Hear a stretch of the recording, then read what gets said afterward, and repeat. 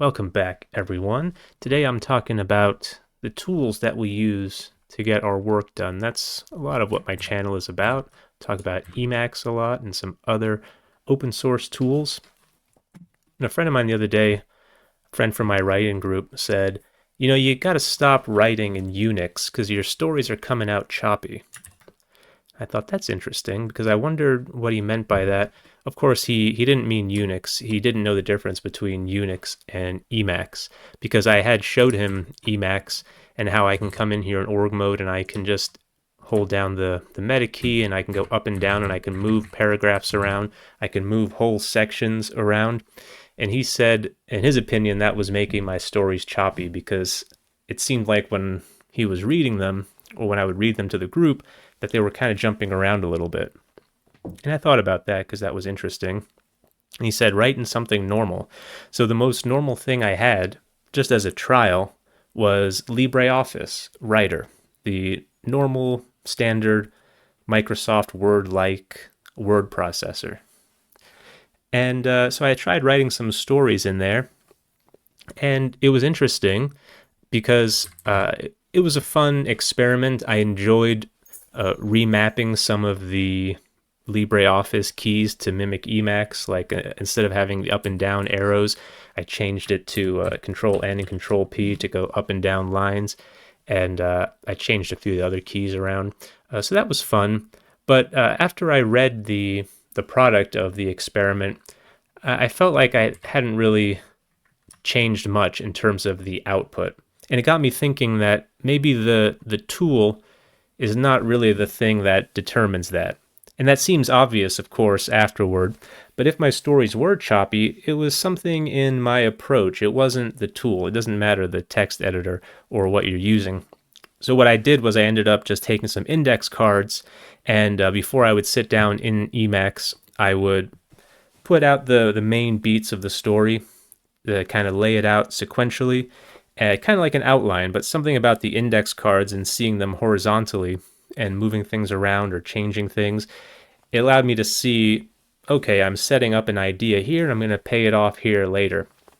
And then, of course, the other thing is, taking long walks, letting the ideas kind of gestate in the background also helps.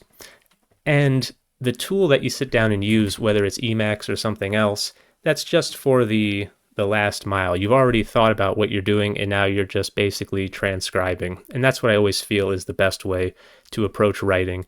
You're not actually writing in the text editor, you're just transcribing what you've already figured out. And then, of course, returning to Emacs from LibreOffice was like a warm blanket. It felt like coming home. And there was some people talking recently about something Jerry Seinfeld said on a podcast that he was on. These podcasts everyone's talking about, it's the new thing. And Jerry Seinfeld famously uses yellow legal pads and Bic pens, and he's always done that to write his jokes down. But he was saying that basically the process of sitting down and writing it is just like 10%. The 90%, the rest of it is just done in the head. And then so hearing that from Jerry Seinfeld, and then thinking about how I was approaching my writing, yeah, the tool is not really that important. It's nice that in Emacs we can have some conveniences, we can move paragraphs around, we can do fun things, but whatever tool you decide to use, it should feel like a warm blanket. It's just the tool that you sit down at and you enjoy using, no matter what it is. Because like I started using Emacs because it had org mode, but if someone likes org mode, they can just build it into Vim or whatever they're doing. And I think they've actually done something like that. So it's not that big of a deal, but got me thinking about tools and how we approach work.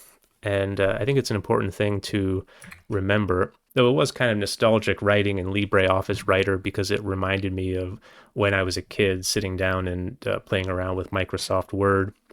And then when I was in middle school, I got a typewriter. So I was kind of like moving backward because I liked the feel and the idea of typewriters. I liked that just as you were typing, it was printing out in front of you. And that's the other thing. You think about famous writers from the past, right? Like H.P. Lovecraft had a typewriter, Ernest Hemingway had a typewriter. All of those writers had a physical, technological edge, given the fact that they were using a typewriter instead of, writing with a quill pen. But does the technology actually produce better results? The fact that I can come into Emacs and I can move paragraphs around and I can export this to different types of documents, it gives me some conveniences and some edge, but it doesn't in any way guarantee a better result, obviously, than writers of the past who use typewriters or other tools, or like Jerry Seinfeld, who uses the legal pad and the Bic pens.